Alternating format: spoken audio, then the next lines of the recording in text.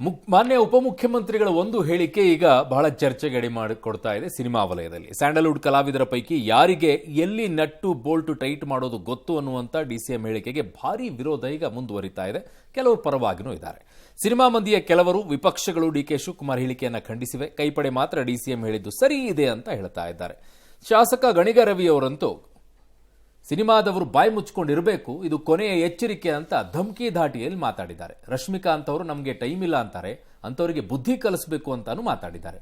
DK Shivakumar ಅವರದ್ದು ಸರ್ವಾಧಿಕಾರಿ ಮನೋಭಾವ ಅಂತ ವಿಪಕ್ಷ ನಾಯಕ ಅರವಿಂದ್ ಬೆಲ್ಲದವರ ಆಕ್ರೋಶ.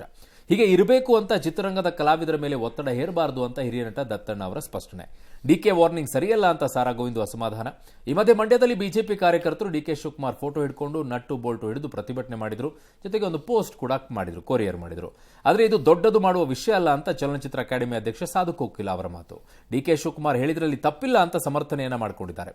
ನಟಿ ರಮ್ಯಾ ಟ್ವೀಟ್ ಮಾಡಿ ಡಿಕೆ ಮಾತು ಸಂಪೂರ್ಣ ತಪ್ಪಲ್ಲ ಅಂದಿದ್ದಾರೆ. ಬಟ್ ಅವ್ರು ಮುಂದೆ ಹೇಳ್ತಾರೆ, ಇಂದು ಕಲಾವಿದರು ಅದರಲ್ಲೂ ನಟಿಯರು ಸಾಫ್ಟ್ ಟಾರ್ಗೆಟ್ ಆಗ್ತಾ ಇದ್ದಾರೆ, ನಾಯಕರು ಬೆದರಿಕೆ ಹಾಕೋದು ಸರಿಯಲ್ಲ ಅಂತ ಅಸಮಾಧಾನವನ್ನು ಕೂಡ ವ್ಯಕ್ತಪಡಿಸಿದ್ದಾರೆ.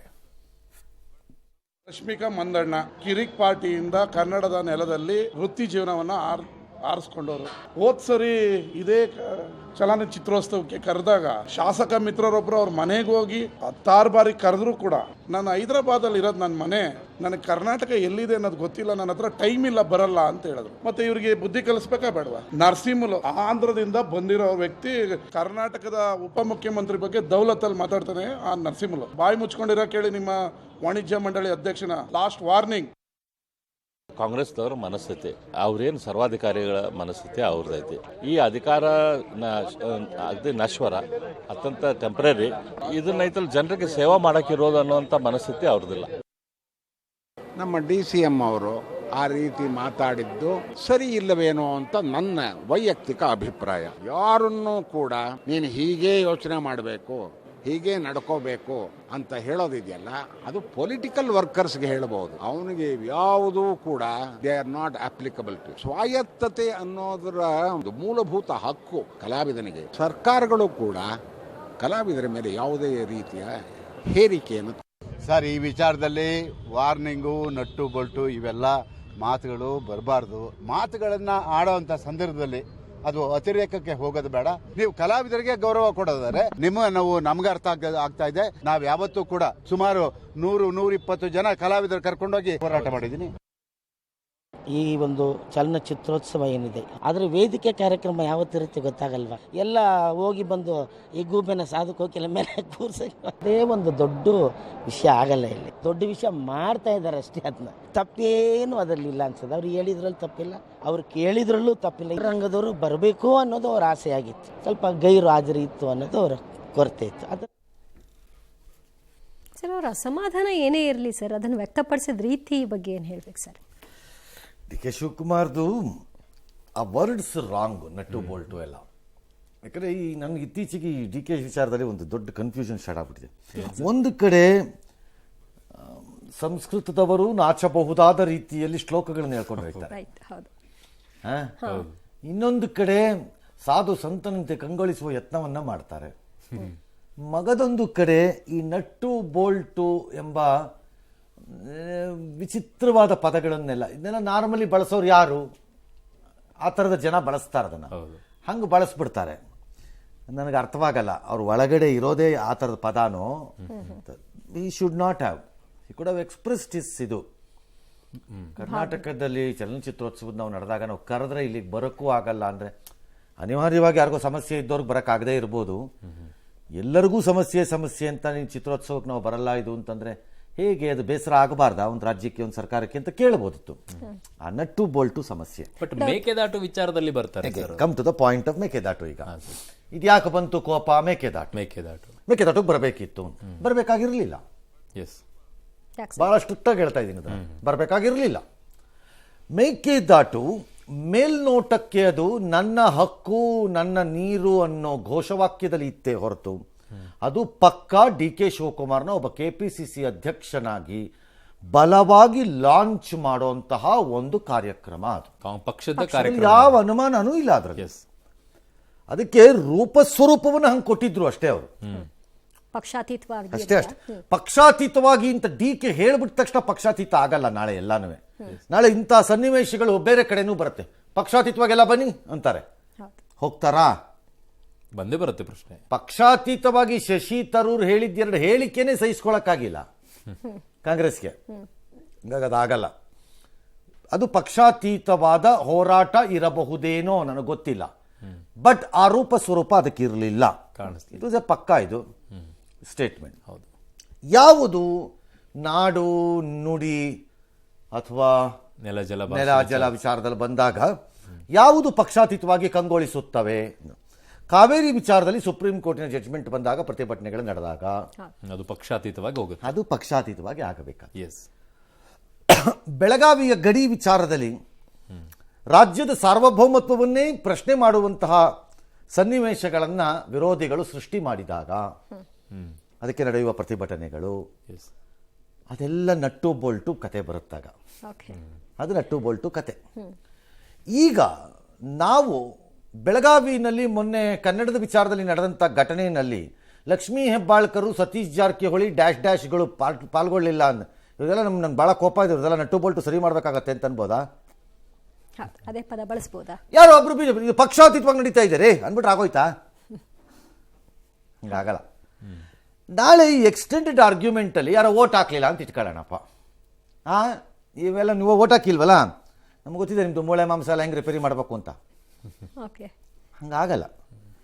The choice expression of dissatisfaction, ಅಸಮಾಧಾನ ಬೇರೆ, ಆದರೆ ಅದನ್ನು ಹೇರುವುದು ಬೇರೆ.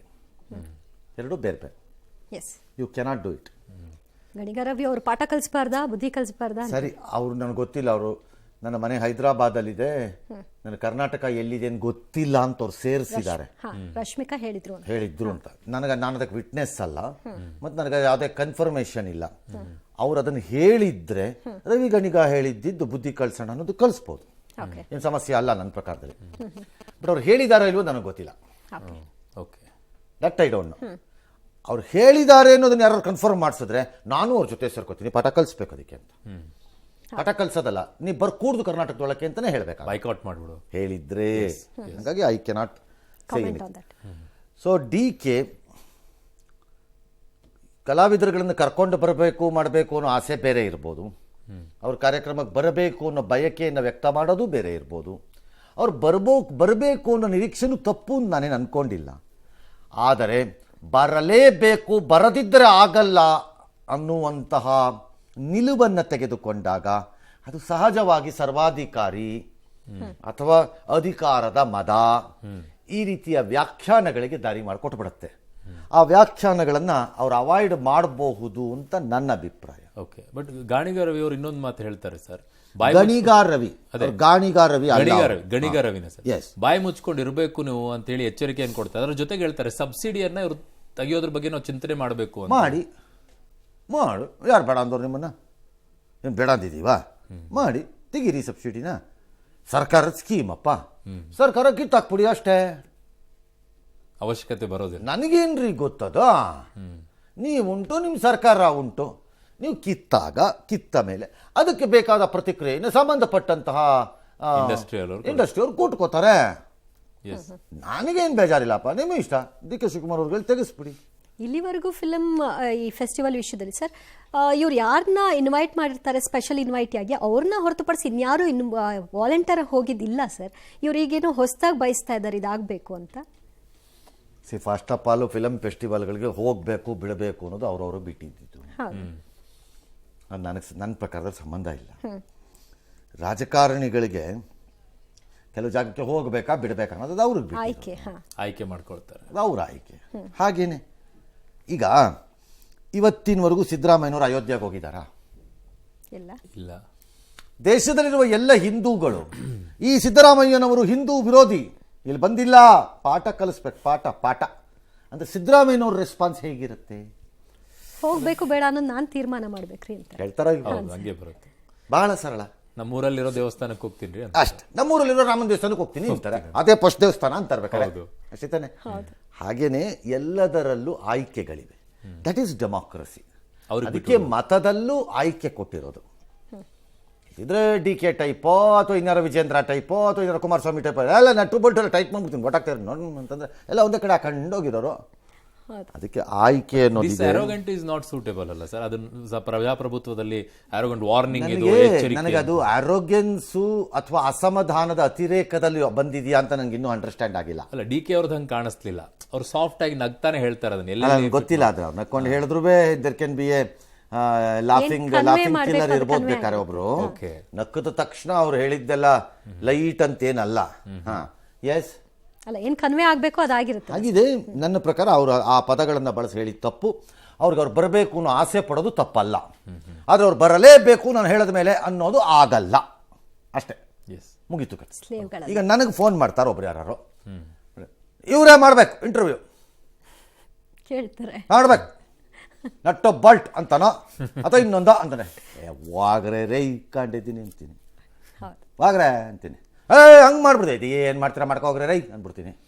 ಕೇರೆ ಮಾಡಲ್ಲ. ಏನು ಮಾಡ್ಕೋತೀರಿ, ಒಂದಷ್ಟು ತೀರು ಕೂಡ ಕೊಟ್ಕೋಬೋದು, ಕೂತ್ಕೊಳ್ಳಿ.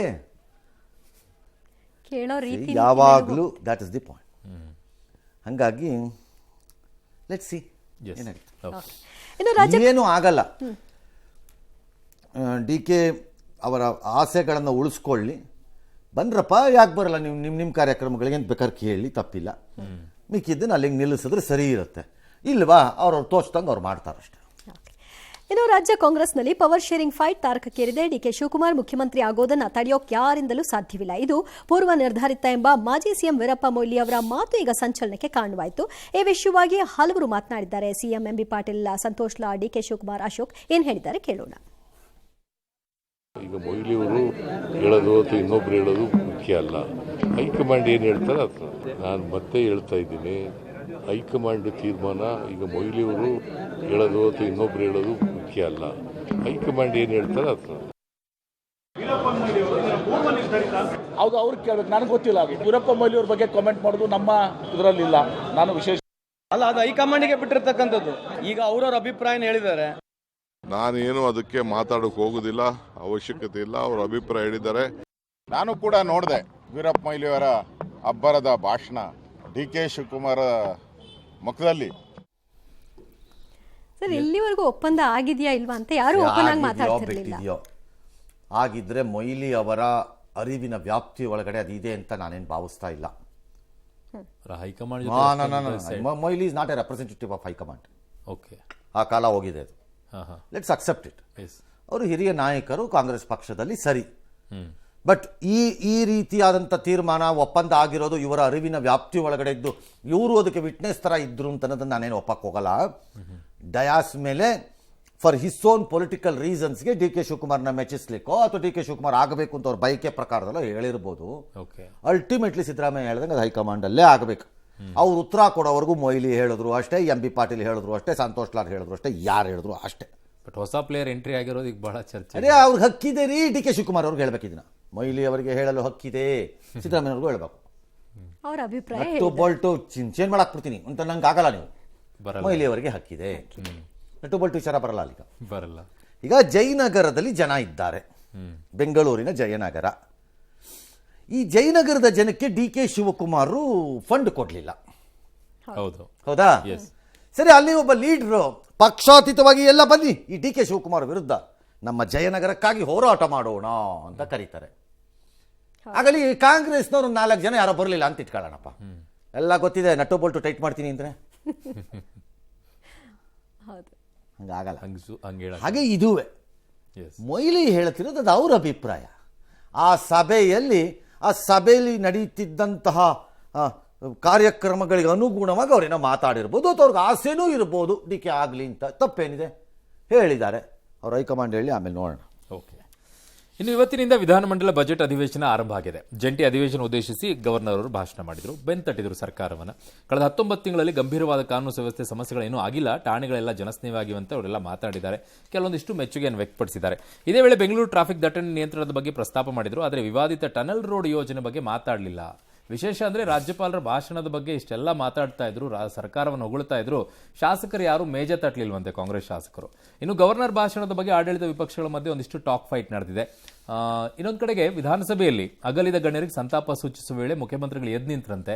ಆಗ ಅಶೋಕ್ ಅವರು ಇಲ್ಲ ಕೂತ್ಕೊಂಡೇ ಮಾತಾಡಿ ಅಂದ್ರೆ, ಇಲ್ಲ ತೊಂದರೆ ಇಲ್ಲ 10 ನಿಮಿಷ ಎದ್ದು ನಿಂತ್ಕೊಂಡು ಮಾತಾಡ್ತೀನಿ ಅಂತ ಹೇಳ್ಬಿಟ್ಟು ಸಂತಾಪವನ್ನ ಸೂಚಿಸಿದ್ರು. ಸನ್ಮಾನ್ಯ ಕೂತ್ಕೊಂಡಿರ್ಬೋದು, ಬೇಡ ಒಂದು 10 ನಿಮಿಷ ನಿಂತ್ಕೋಬಹುದು, ಏನು ತೊಂದರೆ ಇಲ್ಲ. ಬೇಡ ಹಿರಿಯ ಸದಸ್ಯದ ಒಂದು 10 ನಿಮಿಷ ನಿಂತ ಹೇಳಿ. ಥ್ಯಾಂಕ್ ಯು ನಿಮಗೆಲ್ಲ. पिछले 19 महीनों में राज्य में कानून व्यवस्था से जुड़ी कोई गंभीर समस्या उत्पन्न नहीं हुई है। पुलिस थाने लोगों के अनुकूल तरीके से काम कर रहे हैं। हाल के दिनों में पूरे देश में ಗೌರವಾನ್ವಿತ ರಾಜ್ಯಪಾಲರ ಬಾಯಲ್ಲಿ ಸುಳ್ಳುಗಳ ಸರಮಾಲೆಯನ್ನ ಎಳಿಸಿದ್ದಾರೆ. ರಾಜ್ಯದ ಕಾನೂನು ಸುವ್ಯವಸ್ಥೆ ಯಾವುದೇ ಗಂಭೀರ ಘಟನೆಗಳು ನಡೆದಿಲ್ಲ ಅಂತೆ. ಯಾಕೆ ಅತ್ಯಾಚಾರಗಳು, ಬ್ಯಾಂಕ್ಗಳ ದರೋಡೆ ಆಗಿದೆಯಲ್ಲ, ಹಾಡಾಗಲೇ ದರೋಡೆ, ಪೊಲೀಸ್ ಸ್ಟೇಷನ್ ಮೇಲೇನೆ ಹಲ್ಲೆ. ರಾಜ್ಯಪಾಲರ ಸಮಯವನ್ನು ಕೂಡ ಈ ಸರ್ಕಾರ ವ್ಯರ್ಥ ಮಾಡಿದೆ. ಹಸಿ ಸುಳ್ಳನ್ನ ಈ ಕಾಂಗ್ರೆಸ್ ಸರ್ಕಾರ ರಾಜ್ಯಪಾಲರ ಬಾಯಲ್ಲಿ ಹೇಳಿಸಿರ್ತಕ್ಕಂಥದ್ದು. ರಾಜ್ಯದ ಅಭಿವೃದ್ಧಿಯ ವಿಚಾರದಲ್ಲಿ ಈ ಸರ್ಕಾರದ ನಟ್ಟು ಬೋಲ್ಟು ಎರಡೂ ಕೂಡ ಸಡಿಲಾಗಿದೆ ಅಂತಕ್ಕಂಥದ್ದು ಸ್ಪಷ್ಟ. ಅಭಿವೃದ್ಧಿಯ ವಿಚಾರದಲ್ಲಿ ಮೊದಲು ಬಿಜೆಪಿಯವರಿಗೆ ಒಂದು ಕನ್ನಡಿಯನ್ನು ಕೊಟ್ಟು ತಮ್ಮ ಮುಖವನ್ನು ಅದರಲ್ಲಿ ನೋಡ್ಕೊಳ್ಳೋಕೆ ಹೇಳಿ, ಕಳೆದ 4 ವರ್ಷ ಅವರ ಸರ್ಕಾರ ಇದ್ದಾಗ ಏನೆಲ್ಲ ಗನಂದಾರಿ ಕೆಲಸಗಳನ್ನು ಮಾಡಿದ್ರು, ಆ ಗನಂದಾರಿ ಕೆಲಸಗಳು, ಅವರ ಆಶ್ವಾಸನೆಗಳು ಎಷ್ಟು ಜನರಿಗೆ ತಲುಪಿದಾವೆ, ಮೊದಲು ಅದರ ಅವಲೋಕನ ಮಾಡಿ. ಮೇಡಮ್, ಗೃಹಲಕ್ಷ್ಮಿ ಕಾಸು ಕೊಟ್ಟು ಮಾತಾಡ್ರಿ ಅಂತಂದ್ರೆ ಊರಲ್ಲಿ ಇಲ್ದೇ ಇರೋದೆಲ್ಲ ಬುರ್ಡ ಬಿಡ್ತಾರೆ ಇಲ್ಲಿ ನಿಂತ್ಕೊಂಡ. 3 ತಿಂಗಳ 4 ವರ್ಷದಿಂದ ಮಾಡಿದ್ದಕ್ಕೆ ನಿಮ್ಮನ್ನು ಅಧಿಕಾರಕ್ಕೆ ತಂದಿದ್ದು. ಏನು ಕಥಕಾಯಕ್ಕೆ ತಂದಿಲ್ಲ ಇಲ್ಲಿ ಜನ. ನೀವೇನು ಕಾಯ್ತಿದ್ದೀರಿ ಹೇಳಿ? ಕಡ್ದೇನು ಕೊಮಟೆ ಹಾಕ್ತಿದ್ದಾರೆ. 4 ವರ್ಷದಿಂದ ಮಾಡಿದ್ದಿದ್ದು ಅದೇ ಬಿಜೆಪಿ 50 ವರ್ಷದಿಂದ ಕಾಂಗ್ರೆಸ್ ಏನು ಹಳೆದೇ ಮಾತಾಡ್ತಿರ್ತೀರಿ ಅಂತಾರೆ. ನೀವು ಹಳೆದೇ ಮಾತಾಡ ಬಾಯಿ ಮುಚ್ಕೊಂಡು ಇಲ್ಲಿ ಬಾಯಿ ಮುಚ್ಕೊಂಡು ಕೊಡಬೇಕು ಕಾಸು. ಗಡಿಗಾರವಿ ವಾರ್ನಿಂಗ್ ಇದು ಜನ ಹೇಳ್ಬೇಕಾಗಿರೋದು. ಬಾಯಿ ಮುಚ್ಕೊಂಡು ಕೊಡ್ರೆ ಕಾಸನ ಅಂತ ಜನ ಹೇಳ್ಬೇಕು. ಹಾ, ಅದು ಬಿಟ್ಬಿಟ್ಟು 4 ವರ್ಷದಿಂದ ಏನು ಮಾಡಿದ್ದಾರೆ, ಆಶ್ವಾಸನೆ ಏನು ಕೊಟ್ಟಿದ್ದಾರೆ, ಅವ್ರು ಕೊಟ್ಟಿದ್ದಕ್ಕೆ ಕೊಟ್ಟಿದ್ದು ಜನ ಪಾತ್ರೆನ ಕೈಯಲ್ಲಿ ಅವ್ರಿಗೆ ಹಿಡ್ಕೊಂಡು ಹೋಗ್ರಿ ಅಂತ ಕಡೆಗೆ ಸುಮ್ಮನೆ ಬುರ್ಡ ಬಿಡ್ತಾರೆ. ಬಟ್ ಇದು ಮಜವಾಗಿದೆಯಲ್ಲ ಈ ಠಾಣೆ ಜನಸ್ನೇಹಿ ಅಂತಾರೆ. ಆ ಉದಯಗಿರಿನಲ್ಲಿ ಜನಸ್ನೇಹಿ ಇರಲಿಲ್ವಾ? ಅದ ಪೊಲೀಸರ ಮೇಲೆ ಹೊಡಿತಾರೆ, ಠಾಣೆ ಮೇಲೆ ಕಲ್ಲು ಹೊಡಿತಾರೆ. ಅದೇನಪ್ಪ, ಏನೋ ಒಂದು ರಾಜ್ಯಪಾಲರ ಭಾಷಣ ಅಂದ್ರೇನೆ ಹಂಗೆ ರೀ. ಸರ್ಕಾರ ಏನು ಹೇಳ್ಕೊಟ್ಟಿದ್ಯೋ ಅದನ್ನ ಪಾಪ ಅವ್ರು ಹೇಳ್ತಾರೆ. ಅಲ್ಲ ಸರ್, ಆಚೆ ನೋಡಿದ್ರೆ ರಾಜ್ಯಪಾಲರು ಬಿಜೆಪಿಯ ಕೈಗೊಂಬೆಯಾಗಿ, ಕೇಂದ್ರದ ಕೈಗೊಂಬೆಯಾಗಿ ಮಾಡ್ತಾ ಇದ್ರು ಅಂತಾರೆ. ಇಟ್ ಇಸ್ ದ ಸಿಸ್ಟಮ್ ಅಲ್ವಾ? ಅದು ಅಲ್ಲಿ ರಾಜ್ಯಪಾಲರು ಪ್ರತ್ಯೇಕವಾದ ಭಾಷಣವನ್ನು ಮಾಡುವಂತಿಲ್ಲ ನಿಯಮದಲ್ಲಿ. ಅವ್ರು ಹೇಳ್ಕೊಟ್ಟಿದ್ದನ್ನು ಹೇಳಿಸ್ತಾರೆ ಅಷ್ಟೇ. ಅವ್ರು ಹೇಳ್ತಾರೆ ಈಸ್ ರೆಪ್ರೆಸೆಂಟಿಂಗ್ ದಿಸ್ ಗವರ್ಮೆಂಟ್, ಓದ್ತಾರಪ್ಪ. ಅದ್ರಲ್ಲಿ ಏನಿದೆ? ಅಲ್ಲಿ ಮಜಾ ಇದ್ದಿದ್ದು ಅಂದರೆ ಕೂತ್ಕೊಂಡು ಮಾತಾಡಿ ಇಂದಿದ್ದು. ಅಂದರೆ ಕರ್ನಾಟಕದ ವಿಧಾನಸಭೆಯಲ್ಲಿ ಇನ್ನೂ ಇವುಗಳಿಗೆ ಜಾಗ ಇದೆ. ಮಾನವೀಯ ಮೌಲ್ಯಗಳಿಗೆ ಮೌಲ್ಯ, ಪೌಲ್ಯ, ಕೌಲ್ಯ ಅವೆಲ್ಲ ಗೊತ್ತಿಲ್ಲ ನನಗೆ. ಇಂಥದ್ದಕ್ಕೇನೋ ಸಣ್ಣ ಪುಟ್ಟದ ಜಾಗ ಇದೆ ಅಷ್ಟೇ. ಎಸ್. ಇನ್ನು ಮಹತ್ವದ ಬೆಳವಣಿಗೆಯಲ್ಲಿ ಶಾಸಕರ ವೇತನವನ್ನು 50% ಹೆಚ್ಚಿಸಲು ಕಲಾಪ ಸಲಹಾ ಸಮಿತಿ ತೀರ್ಮಾನಿಸಿದೆ.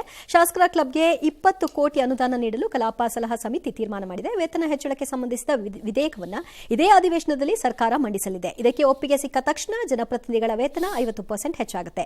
ಇದರ ಜೊತೆಗೆ ಇತರೆ ಭತ್ಯೆಗಳ ಮೊತ್ತವೂ ಹೆಚ್ಚುತ್ತೆ. ಕಳೆದ ಅಧಿವೇಶನದಲ್ಲಿ ಶಾಸಕರ ವೇತನ ಹೆಚ್ಚಳ ಮಾಡುವಂತೆ ವಿಪಕ್ಷ ಉಪನಾಯಕ ಅರವಿಂದ್ ಬೆಲ್ಲದ್ ಪ್ರಸ್ತಾಪ ಮಾಡಿದರು. ಅಂದಹಾಗೆ ನಾಳೆಯಿಂದ ವಿಧಾನಸಭೆಯ ಲಾಂಚ್ನಲ್ಲಿ ಶಾಸಕರಿಗೆ 17 ಆರಾಮ ಆಸನಗಳ ಸೌಲಭ್ಯ ಸಿಗುತ್ತೆ. ದಿನಕ್ಕೆ 1200 ರೂಪಾಯಿ ಬಾಡಿಗೆ ಪ್ರಕಾರ 15 ರೆಕ್ಲೈನರ್ ಮತ್ತು ಒಂದಕ್ಕೆ 10,000 ರೂಪಾಯಿ ಬಾಡಿಗೆ ಪ್ರಕಾರ 2 ಮಸಾಜ್ ಚೇರ್ಗಳನ್ನು ವಿಧಾನಸಭೆ ಸಚಿವಾಲಯ ಅಳವಡಿಸಿದೆ. 15 ದಿನದಲ್ಲಿ ಇದಕ್ಕೆ ಅಂತ 5.70 ಲಕ್ಷ ಖರ್ಚಾಗುತ್ತೆ. ತುಂಬಾ ಕಷ್ಟಪಡ್ತಾರೆ ಅಂತ ಹೇಳ್ಬಿಟ್ಟು ರಿಕ್ಲೈನರ್ ಎಲ್ಲ ತಂದ್ಬಿಟ್ಟು ಮಸಾಜ್ಗಳನ್ನೆಲ್ಲ ಅಲ್ಲ, ಆಕ್ಚುಲಿ ಆ ರಿಕ್ಲೈನರ್ ಇದೆಯಲ್ಲ, ನಾವು ಕ್ರಿಟಿಸೈಸ್ ಮಾಡ್ಬೋದು, ನೀವು ಯಾಕೆ ತಗೊಂಡ್ರಿ ಪಟ್ರಿ ಅನ್ನೋದೆಲ್ಲ ಕರೆಕ್ಟು. ಬಟ್ ಅವ್ರು ಬಾಡಿಗೆಗೆ ತಗೊಂಡಿರೋದು ಬೆಟ್ರ್. ಅಟ್ಲೀಸ್ಟು ಇಲ್ಲಾಂದ್ರೆ ಖರೀದಿನೇ ಮಾಡಿಬಿಡೋರು. ಅಂಥ ದುಷ್ಟರು ಇವರು. ಅದು ಆ ಕಾದರ್ಗೆ MLA ಬೇಕೋ ಬೇಡವೋ ಅದನ್ನು ಖರೀದಿ ಮಾಡೋ ಆಫೀಸರ್ಗೆ ಬೇಕಾಗಿರೋದು. ಅವ್ರು ಲಟಕ್ ಅಂತ ಖರೀದಿ ಮಾಡಿ ಹೌಸ್ ಮುಗಿದ ತಕ್ಷಣ ಎಲ್ಲ ಮುರಿದೋಗ್ಬಿಟ್ಟಿದೆ. ನೆಕ್ಸ್ಟ್ ಸೆಷನ್ಗೆ ಹೊಸದು. ಅಯ್ಯೋ, ಸುರೇಶ್ ಕುಮಾರ್ದಾಗಿರ್ಲಿಲ್ವಾ ಗಲಾಟೆ? ಅವ್ರ ಮನೆಯಲ್ಲಿ ಕರ್ಟನ್ನು ಟಚ್ ಮಾಡಿದೆ, ಇದು ಟಚ್ ಮಾಡಿದೆ, ಕುರ್ಚಿನೂ ಟಚ್ ಮಾಡಿದೆ, ಎಲ್ಲ ಮಾಡಿದೀವಿ ಅಂತ ಬಿಲ್ ಮಾಡಿ ಕಳಿಸಿರ್ಲಿಲ್ವಾ ಗೋವಿಂದ ಕಾರಜೋಳರಿಗೆ? ಹೌದು. ಸುರೇಶ್ ಕುಮಾರ್ ಕಾಗದ ಬರ್ದಿರ್ಲಿಲ್ವಾ? ನನಗೆ ಗೊತ್ತೇ ಇರಲಿಲ್ಲ ಯಾವುದು ಅಂತ. ಸೇಮ್ ಹಂಗಾಗಿ ಇದು ಬೆಟ್ರು. ಇದು ಬೆಟ್ರು. ನಂಬರ್ 2 ರಿಕ್ಲೈನರ್, ಅವ್ರು ಮಲಿಕಬೋದಾ ಬೇಡವಾ, ಮಲ್ಕೊಳ್ಳಿ ಬಿಡ್ರಿ. ಅಲ್ಲ ಅವ್ರಿಗಂತಾರೆ ಶಾಸಕರು ಭವನಗಳಿದೆಯಲ್ಲ ಸರ್, ರೂಮ್ಗಳು ಕೊಟ್ಟಿದ್ದಾರಲ್ಲ ಸರ್. ಅಲ್ಲ ಹೌಸಲ್ಲಿ ಇರಲಿ, ಹೌಸಲ್ಲಿ ಬೆಲ್ಲು ಗಿಲ್ಲು ಹೊಡೆದಾಗ ಓಟು ಗೀಟು ಬೇಕಾದ್ರೆ ಬರಲಿ ಎಚ್ಚರವಾಗಿ ಅನ್ನೋದು ಅವರ ಮಸಾಜ್ ಬೇರೆ ಇಟ್ಟಿದ್ದಾರೆ. ಅದು ಮಸಾಜ್, ಅದು 2 ಮಸಾಜ್ ಇದಾವೆ ಸರ್. Massage chairs. ಅದೆಲ್ಲ ಬಂದಿದೆ ಈಗ, ಅದು ಬಂದಿದೆ. ಅದು ಹಂಗಾಗಿ ಅವ್ರು ಅದನ್ನು ಇಟ್ಕೊಂಡಿದ್ದಾರೆ. ಅರವಿಂದ್ ಬೆಲ್ಲದ್ದು ಸ್ಯಾಲ್ರಿ ರೈಸ್ಗೆ ಕೇಳಿದ್ರಂತೆ 50% ಆಗಿ. ಅರವಿಂದ್ ಬೆಲ್ಲದ್ದಿಗೂ ಕಾಸ್ಟ್ ಶಾರ್ಟೇಜ್ ಆಗಿದೆಯಾ? ಪರವಾಗಿಲ್ಲ, ನಿಮ್ಮ ಅಪ್ ಮಾಡಿದ್ದೆಲ್ಲ ಖರ್ಚಾಗೋಯ್ತಾ? ಬರೋದು ಬರಲಿ ಬೆಲ್ಲದ್ಗೆ ಬೆಲ್ಲನೇ ಕೈ. ಆಯ್ತು, ಮಾತಾಡಿ ಸರ್, ನೀವೇನು ಬೇಕಾದ್ರೂ ಮಾಡಿಸ್ಕೊಳ್ಳಿ ಸರ್ ಅರವಿಂದ್ ಬೆಲ್ಲದ ಸಾಹೇಬ್ರು. ನೀವು ಯಾಕ್ರಿ ನಿಮಗೆ ಬುದ್ಧಿ ಬಂತ? ಲಾಸ್ಟ್ ಸೆಷನ್ ಎಲ್ಲ ಕೇಳ್ಬಿಟ್ಟಿದ್ರು ಸರ್ ಅವರು. ಎಲ್ಲರ ಪರವಾಗಿ ಕೇಳಿರ್ಬೇಕು ಪಾಪ, ಮುಂದೆ ಬಿಟ್ಟು ಕೇಳಿಸಿರ್ತಾರೆ. ಆಯಿತು ಸರ್, ಮಾಡಿಸ್ಕೊಳ್ಳಿ ಸರ್. ನೀವು ಬೇಡ ಅಂದವ್ರು ಯಾರು ನಿಮ್ಮನ್ನು? ಎಷ್ಟೆಷ್ಟಾಗುತ್ತೆ ಅಂತ ನೋಡ್ಬಿಡೋಣ ಸರ್. ಹಾಂ ನೋಡಿ ಸರ್, ಬೇಡ ಅಂದವ್ರು ಯಾರು? But 50% too much. 50% ಗ್ರ್ಯಾಜುಯಲ್ ಆಗಿ ರೈಸ್ ಮಾಡ್ಕೊಳ್ಳೋದಲ್ವಾ? 10% 15%. Average salary hike last time 100% hike ಆಗಿತ್ತಲ್ಲ ಸರ್. 1000% ಮಾಡ್ಕೋಬೋದು. ಇವ್ರಿಗೇನು ಹೋಗ್ಬೇಕು? ಯಾರು ಹೋಗೋದು ಯಾರು? ಆಯಿತು, ಮಾಡಲಿ. ಓಕೆ. ಸೊ ವೇತನ 40,000 ರೂಪಾಯಿ ಇದೆ ಈಗ ಶಾಸಕರಿಗೆ. ಕ್ಷೇತ್ರ ಭತ್ಯೆ ಅಂತೇಳಿ 60,000 ರೂಪಾಯಿ ಕೊಡ್ತಾರೆ. ಪ್ರಯಾಣ ಭತ್ಯೆ ಅಂತ 60,000 ರೂಪಾಯಿ ಕೊಡ್ತಾರೆ. ಆಪ್ತ ಸಹಾಯಕರ ವೇತನ 20,000 ರೂಪಾಯಿ ಕೊಡ್ತಾರೆ. ಈ ಪ್ರಶ್ನೆ ನಂಗೆ ಕಾಡೋದು ದೂರವಾಣಿ ಭತ್ಯೆ. ಯಾವುದೇ ಕಂಪ್ನಿಗೆ ಹೋದ್ರೆ 20,000 ರೂಪಾಯಿ ಬೇಕಾಗೋದಿಲ್ಲ. ಅದು ಕಡಿಮೆಗೆ ಎಷ್ಟು ಬೇಕಾ ಅನ್ಲಿಮಿಟೆಡ್ ಕಾಲ್ಸ್ ಇದೆ. ಅದು ಹಿಂಗೆ 20,000 ಕೊಡ್ತಾರೋ ಗೊತ್ತಿಲ್ಲ. ಅಂಚೆ ವೆಚ್ಚ ಅಂತೆ, ಅಂಚೆಗೆ ಯಾವ್ದು ಹಾಕ್ತಾರೋ 5,000 ರೂಪಾಯಿ ಅಂತೆ. ಒಟ್ಟು ಮೊತ್ತ 2,05,000 ರೂಪಾಯಿ. ಇನ್ನು ಸ್ಪೀಕರ್, ಸಭಾಪತಿ, ಸಿಎಂಗೆಲ್ಲ ಈಗ 75,000 ರೂಪಾಯಿ ಇದೆ ವೇತನ. ಕ್ಯಾಬಿನೆಟ್ ದರ್ಜೆ ಸಚಿವರು, ವಿಪಕ್ಷ ನಾಯಕರು, ಉಪಸ್ಪೀಕರು, ಉಪಸಭಾಪತಿಗೆಲ್ಲ 60,000 ರೂಪಾಯಿ ಇದೆ. ರಾಜ್ಯ ದರ್ಜೆ ಸಚಿವರು ಮತ್ತು ಮುಖ್ಯ ಸಚೇತಕರ ವೇತನ 50,000 ರೂಪಾಯಿ ಇದೆ. ಇವ್ರು ತಗೊಂಡಿದ್ದಕ್ಕೆ ಟಕ್ಕಂತೆಲ್ಲ ಮಾತಾಡ್ತೀರಿ. 3,674 ಜನ ಕ್ಯಾಬಿನೆಟ್ ದರ್ಜೆ ಪಡ್ಕೊಂಡಿರ್ತಾರೆ ಈ ಸರ್ಕಾರಗಳಲ್ಲಿ. ಕೊಟ್ಬಿಡ್ತಾರೆ ಒಂದೊಂದೊಂದೊಂದು. ಅದೇನೋ ರಾಜ್ಯ ಕರ್ತರ್ಗೆ ಬಿಡೋದ್ರೆ ಅವ್ರಿಗೂ ಎಲ್ಲ ಬರುತ್ತೆ, ಎಲ್ಲರಿಗೂ. ಅದನ್ನ ಯಾರು ಮಾತಾಡಲ್ಲ. ಇವ್ರು ಬೈಸ್ಕೊತಾ ಇರ್ತಾರೆ, ಶಾಸಕರಷ್ಟು ಬೈಸ್ಕೊತಾ ಇರ್ತಾರೆ ಅಷ್ಟೇ.